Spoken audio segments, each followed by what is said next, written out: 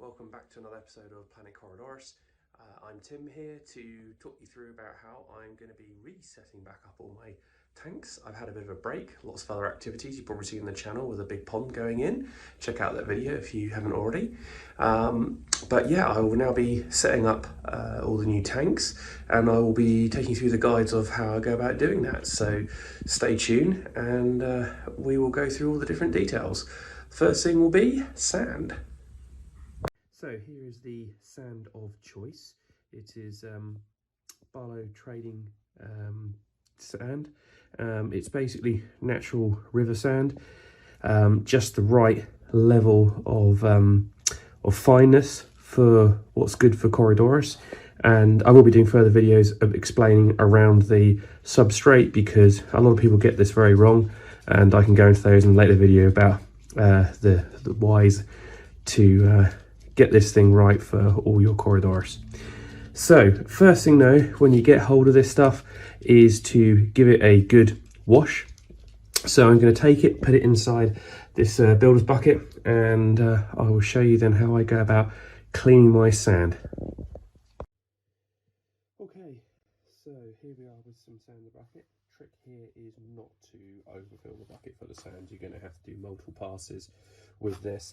Here you can see how fine the sand is. You've got a lot of dust coming off, and that's what you don't want coming in to your tank really.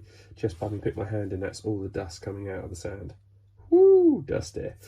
So first trick is cold water on.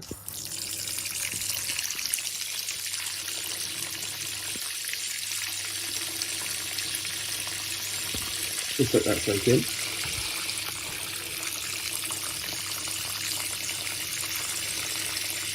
If you didn't do this, you'd end up with a very cloudy tank initially, which isn't the end of the world, but it will take time to settle. And then you've always got the problem of it potentially coming back up again when you disturb the sand. So I like to get rid of it, give it a bit of a wash through. Keep going until it overflows. Let's speed up the flow a bit here, I think.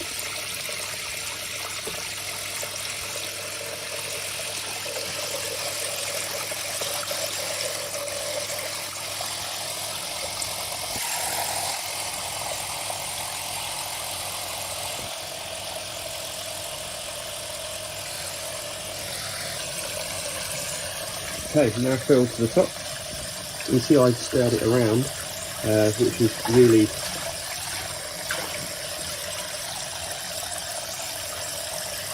got it misty and mucky.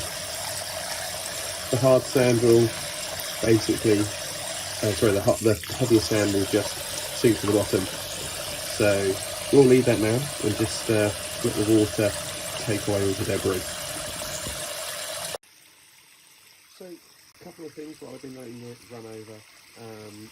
It does seem to be quite stirred up, this one. So what I'm doing, because the water's so dead freezing, it's filling with holes in. Good way of turning it up without freezing your bits off.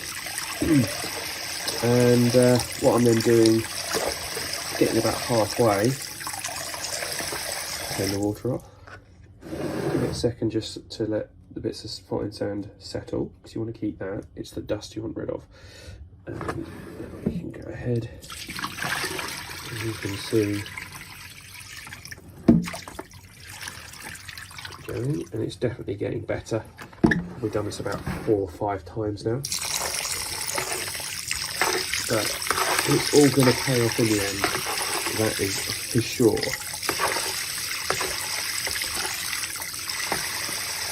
This thing is actually perfect, because it's almost acting like a little bit of a sieve.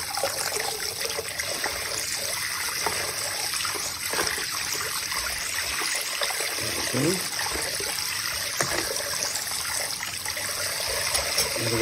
Another one done.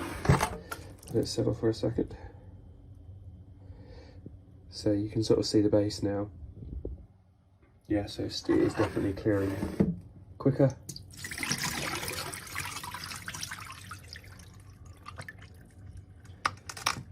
Lovely.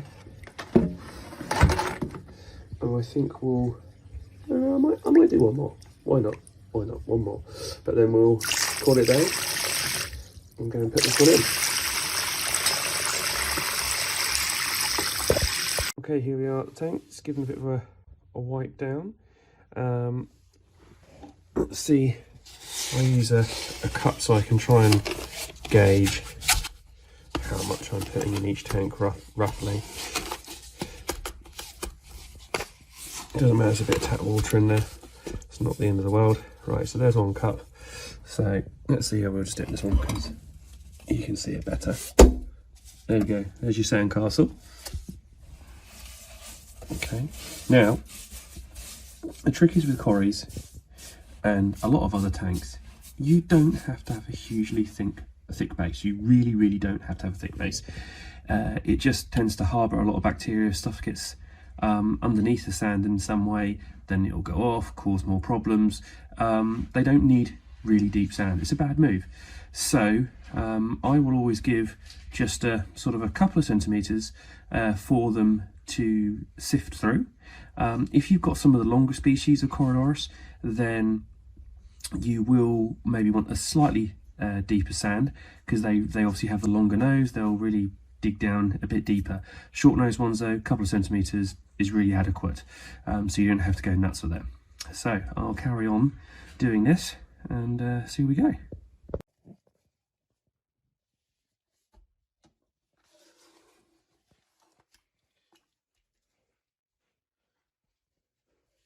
Okay, so that's 3.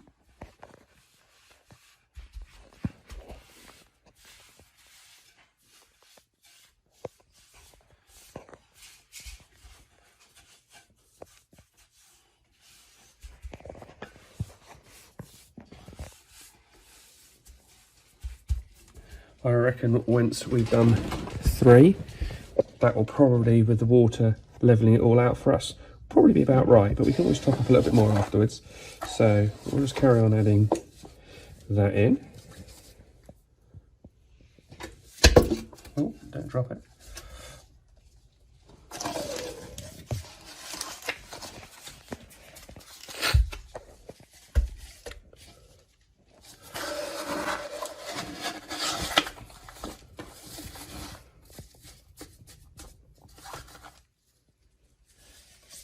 Three.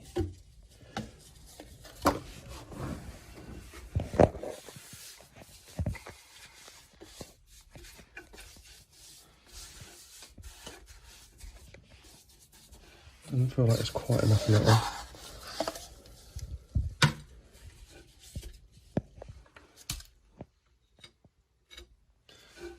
So here is another sand which I've had recommended to me. It's called Unipack Aquatic Decor. It is the silver sand, comes in a bit more varied range of sizes. I am just a little bit short using the BD Trading bag for all my tanks, so I decided, hey, you know, let's try something else with another recommendation. This has always been recommended as the best and I've had great success with it, but it is obviously quite considerably more expensive, so let's try one of the cheaper alternatives, see how it compares. Want to see how it compacts, want to see if it does anything to the water quality in any way, and how the size of the actual granules are for the Corydoras. Let's see how it goes. We are filling up, hooray!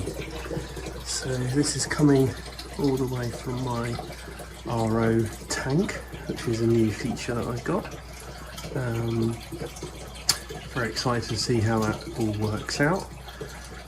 Reasonable flow out from the new pump as well, which has gone in.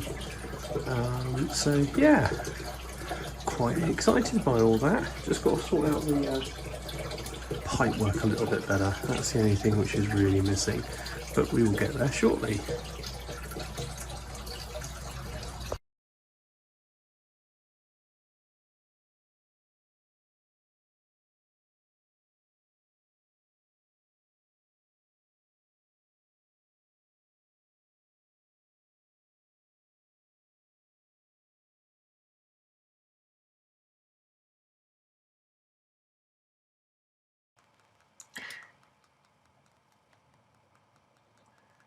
So I thought I'd quickly talk through a little bit about how the Corydoras actually sifts through the sand and why it's so important. You can see here he's using his barbels, which are on the end of his nose. They dig through the sand, and you can see out of his gills little pieces of the sand being filtered through his system.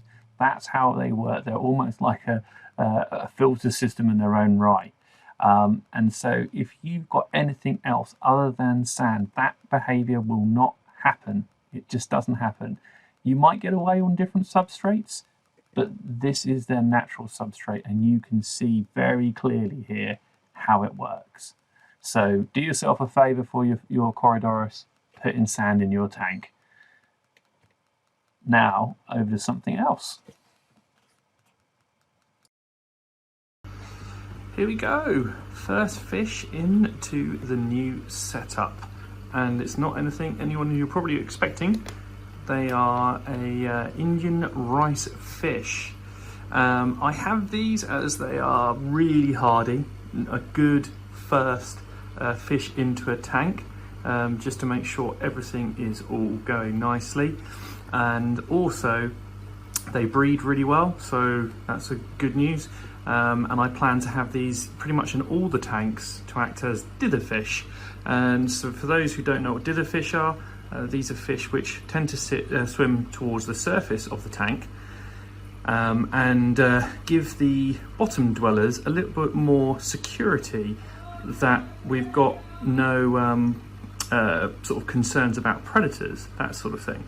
So yeah, definitely one to encourage the bottom feeders to come out. So that's why I have these as my first fish, and so we're looking forward to get those in. We'll do that shortly. So once I normally get fish in and I make sure the temperature is about right for the tanks, I also like to empty the fish out and just take a look at them before I put them into the tank. I just study any signs of things like white spot, any parasites, any fungus, anything like that. These are all looking pretty good. They're probably a bit upset because they've been through the travel process, but they're all looking pretty nice. So they'll be going in any second now.